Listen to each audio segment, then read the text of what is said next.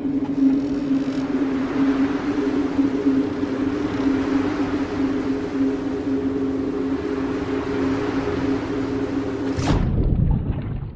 everyone to the Moisky News for January the 11th, 2021.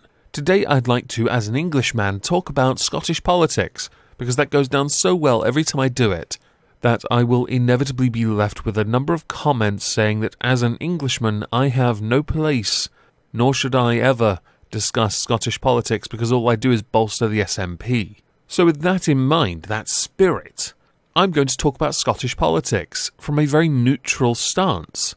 Last year, Alex Salmond was found not guilty on all but one charge of sexual harassment. The remaining charge was not proven.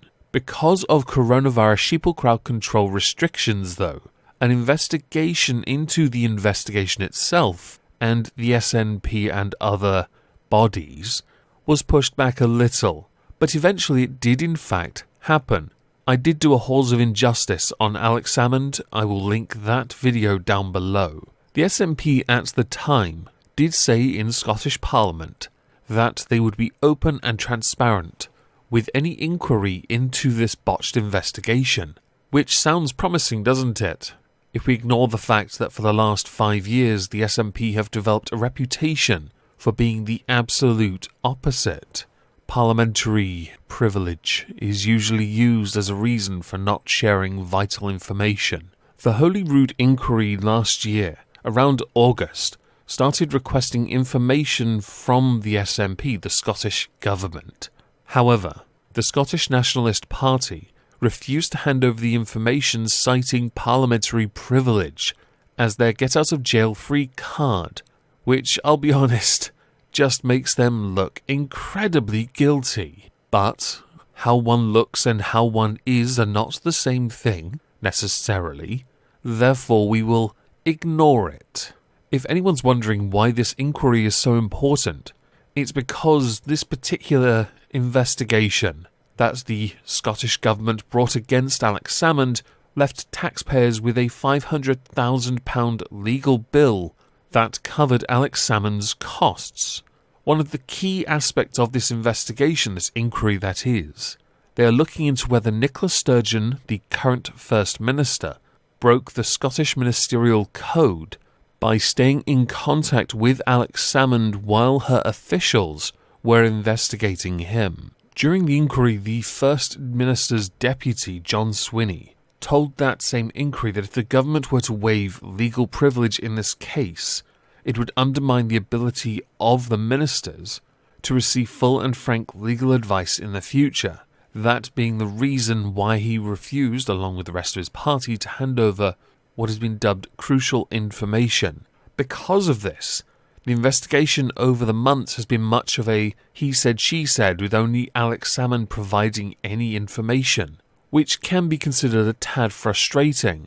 Waiting for an opportune moment to release information when the inquiry could have been shut down much sooner sounds a bit peculiar. And the crux of the problem is, and will remain until proven otherwise, that Nicola Sturgeon was in contact with him, which is a direct breach of ministerial code. Understandably with this, at the time in August, the SNP were being flayed for bullying allegations along with secrecy allegations.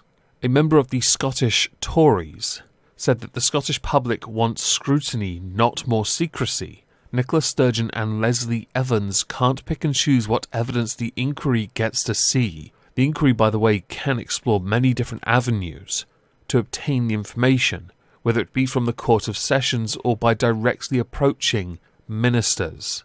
The inquiry for the most part had been semi-quiet as far as reporting goes in England, so we're going to skip ahead to, well, more recently, within the last week, with Alex Salmond accusing Nicola Sturgeon of misleading Parliament, along with the evidence that she had in fact provided to the inquiry eventually as being simply untrue. This particular comment comes from a written submission to a separate investigation, and that had been then shared with a Holyrood committee. Something that has caused a bit of a stir within all of this is that she had met with his former chief of staff in the days before she had found out about the allegations while at a meeting with Alex Salmond at her home. Well, she forgot she had that meeting with the Chief of Staff, which is a bit strange on the face of it. Alex Salmond's submission stated that Nicola Sturgeon had misled Parliament, and that amounted to a breach of the ministerial code, also pointing out that she had breached the code by failing to inform civil servants of the nature of the meetings that took place between the two of them at her home where the allegations were discussed. Can anyone else understand now why this sounds like he said, she said? And without definitive proof will remain as such, which is why this is so tricky to navigate, hence why I'm just presenting the information. Why would I put an opinion out there? He's already been found innocent in a botched investigation. Something went wrong, and that something cost a lot of money. But as this rabbit hole has gotten a bit bigger, it has now encompassed the career of Nicola Sturgeon as well, because there are discrepancies. And at time of recording, you have people like Ian Blackford, who is the Member of Parliament for the SNP within the UK Parliament, believing that Nicola Sturgeon has acted honourably during the inquiry, investigation, or whatever you want to call this. I'm going to ignore the fact that when Ian Blackford was discussing this, he couldn't help but go on a tangent about Nicola Sturgeon's approval rating, like it bears any relevance to the fact that we were first alerted to all of this during the criminal trial into Alex Salmond. Something of interest I found quite early on that isn't being covered as much is that there is in fact some evidence that is at odds with hers, Nicola Sturgeon that is, that comes directly from her husband. The part of evidence that seems to be conflicting is the fact that Nicola Sturgeon claims she was not the First Minister at the time they met at her home, but her husband says that she was, which is a big no-no. As a final piece of this particular video, it is believed from senior sources within Nicola Sturgeon's government that she is going to be refuting all claims made by Alex Salmond, or complaints, which, no lie, I'm actually looking forward to seeing unfold, because part of me is very interested to see, as time has progressed, with all the delay that has taken place leading to this investigation and inquiry lasting about a year. That's quite something. Yes. It is worth noting, if it is found that Nicola Sturgeon did breach ministerial code, there is only one logical resolution to it, and that is resignation, because you cannot have a corrupt minister at the top of the food chain. It doesn't matter how good their approval rating is. You cannot have any minister act, air quotes, in good faith when really they're not.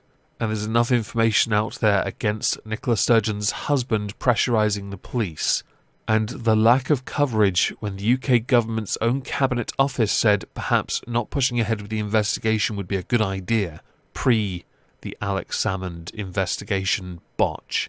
You know, it's getting quite astonishing just how much is out there and how little people have engaged on it.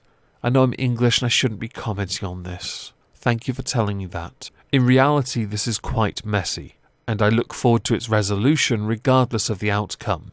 It can be argued, if Nicola Sturgeon is found innocent, that perhaps this was Alex Salmond's last swing at a party that he feels scorned him for something that was truly botched and ended his political career, let's face it.